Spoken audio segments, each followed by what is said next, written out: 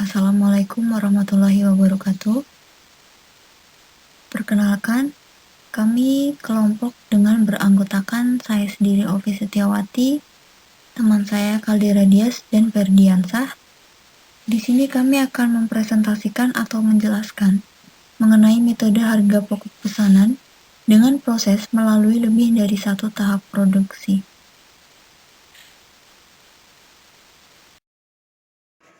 Proses melalui lebih dari satu tahap produksi. Contoh, PT Lancar Jaya memproduksi barang atas dasar pesanan di mana pengolahan produknya melalui 3 departemen produksi, yaitu Departemen A, B, dan C. Barang yang dihasilkan oleh Departemen A akan diproses di Departemen B, dan barang yang dihasilkan di Departemen B akan diolah lebih lanjut di Departemen C. Berikut data pesanan dan biaya produksi selama bulan Agustus 2007. Pada bulan ini, perusahaan menerima 3 jenis pesanan, yaitu PX, PY, dan PZ. Pesanan PX dengan jumlah 2.500 unit dihargai Rp12.000 per unit. Pesanan PY dengan jumlah 4.000 unit dihargai Rp10.000 per unit. Pesanan PZ dengan jumlah 2.000 unit dihargai Rp7.500 per unit. B. Biaya bahan baku yang dikeluarkan oleh Departemen A dan C saja dengan biaya sebagai berikut.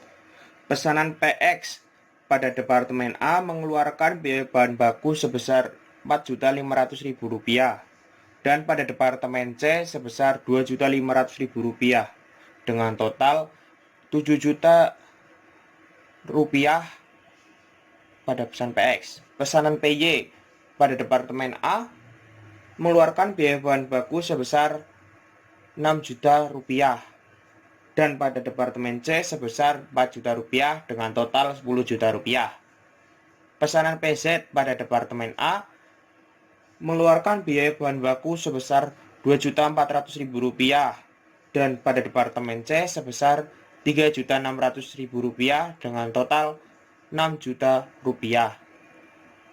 Dan total pengeluaran biaya bahan baku pada Departemen A sebesar Rp12.900.000 dan Departemen C sebesar Rp10.100.000 dengan total Rp23 juta. C. Biaya gaji dan upah. Pesanan PX pada Departemen A mengeluarkan biaya gaji dan upah sebesar Rp2.400.000. Pada Departemen B mengeluarkan biaya gaji dan upah sebesar Rp2.600.000. Pada Departemen C mengeluarkan biaya gaji dan upah sebesar Rp1.600.000. Pesanan PY pada Departemen A mengeluarkan biaya gaji dan upah sebesar Rp3.500.000. Pada Departemen B mengeluarkan biaya gaji dan upah sebesar Rp1.200.000 dan pada Departemen C mengeluarkan biaya gaji dan upah sebesar Rp1.800.000. Pesanan PZ pada Departemen A mengeluarkan biaya gaji dan upah sebesar Rp1.900.000. Pada Departemen B mengeluarkan biaya gaji dan upah sebesar Rp1.500.000. Pada Departemen C belum ada biaya gaji dan upah dikarenakan pada Departemen C belum ada pengerjaan. Total biaya gaji dan upah pada Departemen A sebesar Rp7.800.000, Departemen B Rp5.300.000 dan pada Departemen C sebesar Rp3.400.000. D. Tarif BOP dan dasar pengenaan tarifnya adalah sebagai berikut. Departemen A, dasar pengenaan pada jam kerja langsung dengan tarif Rp480 per jam kerja langsung. Departemen B dengan dasar pengenaan jam kerja langsung dengan tarif Rp750 per jam kerja langsung. Departemen C dasar pengenaan pada upah langsung, tarifnya 60% dari upah langsung. Jam kerja langsung yang digunakan oleh masing-masing pesanan adalah pesanan PX pada Departemen A sebesar 7.500 jam kerja langsung, Departemen B 3.000 jam kerja langsung. Pesanan PY pada Departemen A 8.500, pesanan Departemen B 5.000. Pesanan PZ di Departemen A 4.000 dan Departemen B 2.000. D. Biaya overhead pabrik yang sesungguhnya terjadi adalah sebagai berikut. Biaya depresiasi gedung sebesar Rp3.500.000. biaya asuransi sebesar Rp5.000.000, biaya depresiasi mesin sebesar Rp1.750.000. Jumlah dari keseluruhan tersebut adalah Rp10.250.000. Pesanan PX dan PY sudah selesai dan diserahkan kepada pemesannya, sedangkan pesanan PZ sudah dipindahkan ke Departemen C tapi belum mulai dikerjakan. Diminta jurnal yang diperlukan. Jawaban A. Mencatat pemakaian bahan baku. BDP biaya bahan baku Departemen A sebesar Rp12.900.000 diletakkan di debit. BDP biaya bahan baku Departemen C sebesar Rp10.100.000 diletakkan di debit. Sedangkan pada kolom kredit dituliskan persediaan bahan baku sebesar Rp23 juta. B. Mencatat pemakaian gaji dan upah. BDP BTKL Departemen A sebesar Rp7.800.000 diletakkan di debit. BDP BTKL Departemen B sejumlah Rp5.300.000 diletakkan di debit. BDP BTKL Departemen C sebesar Rp3.400.000 diletakkan di debit. Dan pada kolom kredit dituliskan gaji dan upah sebesar Rp16.500.000. C. Mencatat BOP dibebankan. BDP BOP Departemen A sebesar Rp9.600.000 dari Departemen A 20.000 jam kerja langsung kali Rp480, yaitu Rp9.600.000. Diletakkan di debit. BTP BOP Departemen B sebesar Rp7.500.000 dari 10.000 jam kerja langsung dikalikan Rp750 sama dengan Rp7.500.000 diletakkan di debit. BDP BOP Departemen C sebesar Rp2.040.000 dari 60% kali Rp3.400.000 sama dengan Rp2.040.000 diletakkan di debit. Dan pada kolom kredit dituliskan BOP dibebankan sebesar Rp19.140.000.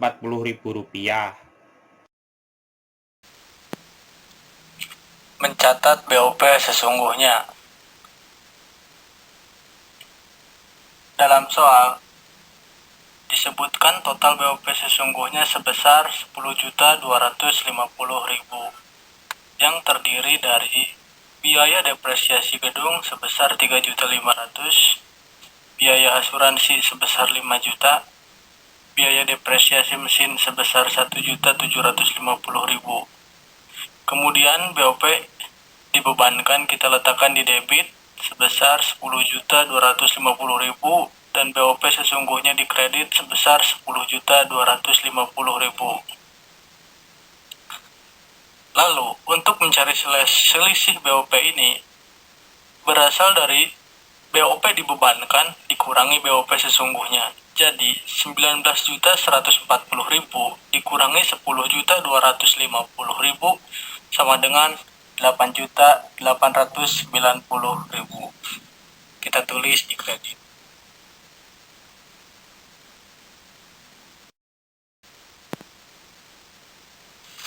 Kemudian di poin E mencatat produk selesai Departemen A dikirim ke Departemen B. Di debit ada BDP HPP Departemen A ke Departemen B senilai Rp30.300.000 yang terdiri dari BDP BBB Departemen A besar Rp12.900.000, BDP BTKL Departemen A sebesar Rp7.800.000, dan BDP BOP Departemen A senilai Rp9.600.000. Di sini juga ada biaya BBB dari pesanan PX, PY, dan PZ beserta total keseluruhan. Ada biaya BTKL dari pesanan PX, PY, dan PZ dan total juga. Ada biaya BOP dari pesanan PX, PY, PZ sama ada totalnya juga. Untuk BBB Departemen A, yaitu ada PX, PY, dan PZ ini bisa dilihat dalam soal pada tabel poin 6. BTKL Departemen A ini bisa juga kita lihat pada tabel biaya gaji dan upah poin C. Sedangkan BOP ini berasal dari tabel poin D, yaitu jam kerja langsung Departemen A dikalikan dengan tarif Departemen A.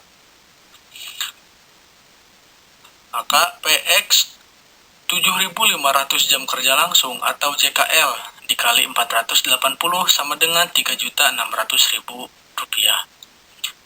Untuk PY 8.500 JKL atau jam kerja langsung dikali 480 sama dengan 4.080.000.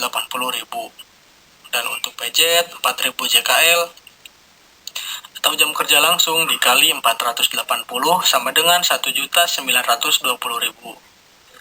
Jadi total BOP keseluruhan sebesar 9.600.000. Sehingga dalam jurnal ini kita tuliskan pada sisi debit sebesar 30.300.000 rupiah.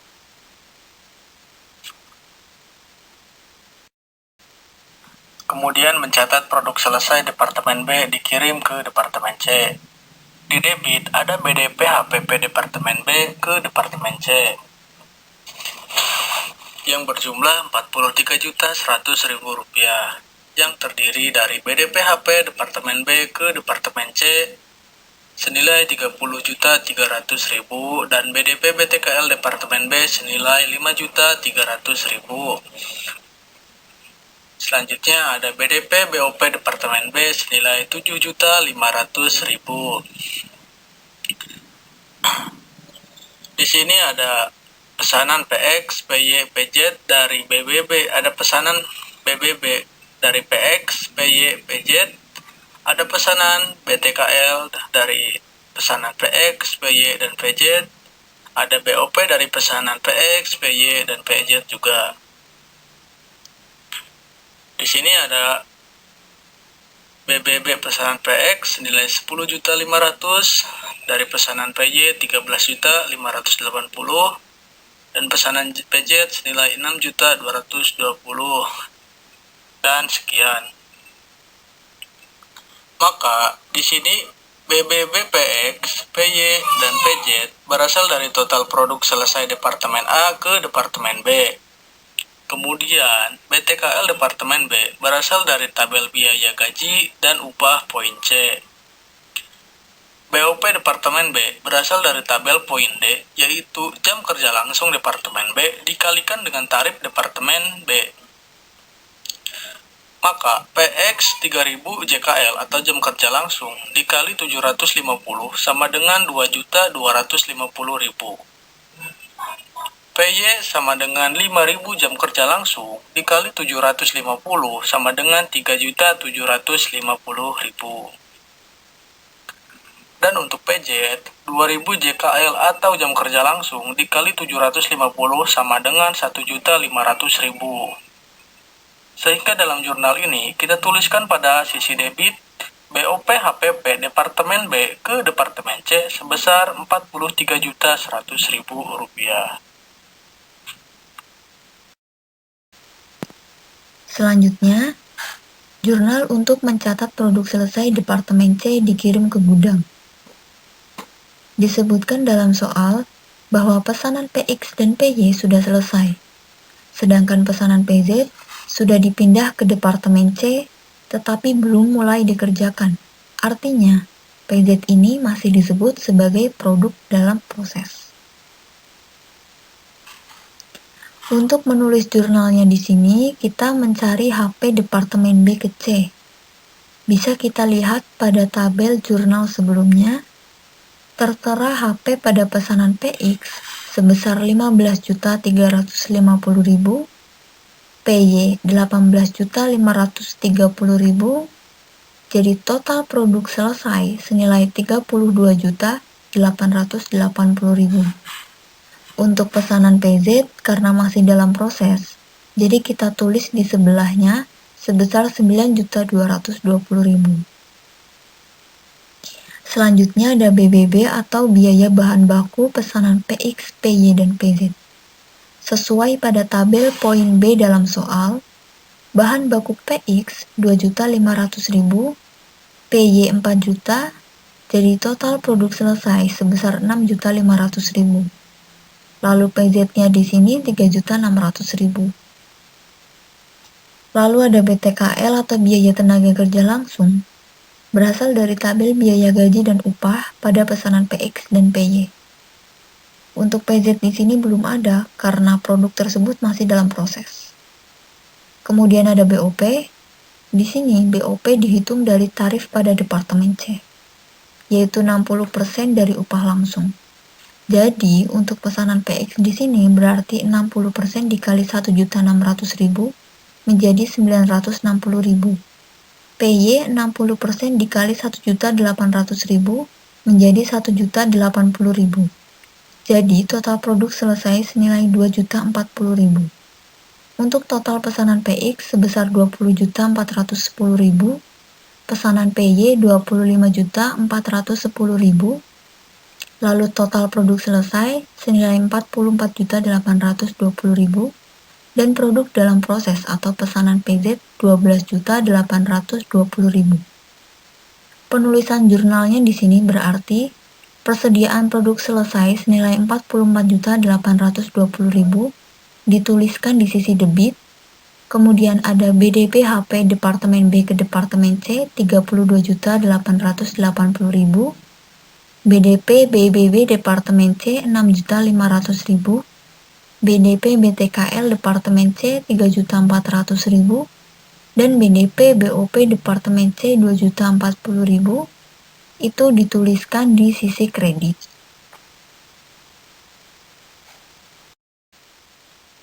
Jurnal untuk mencatat produk belum selesai.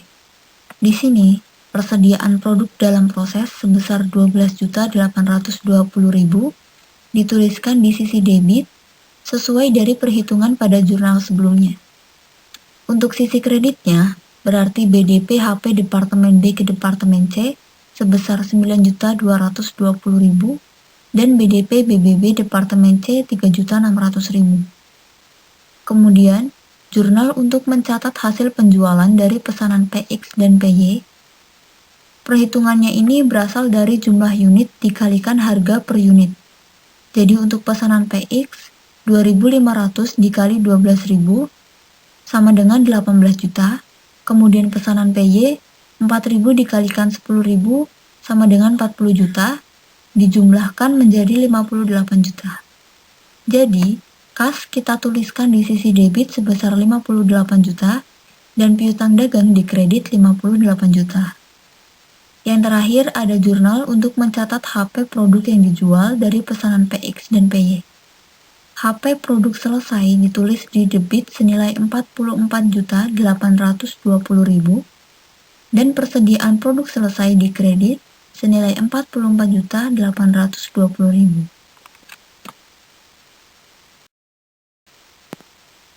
Demikian presentasi atau penjelasan dari kelompok kami. Kurang lebihnya mohon maaf. Semoga bermanfaat. Terima kasih. Wassalamualaikum warahmatullahi wabarakatuh.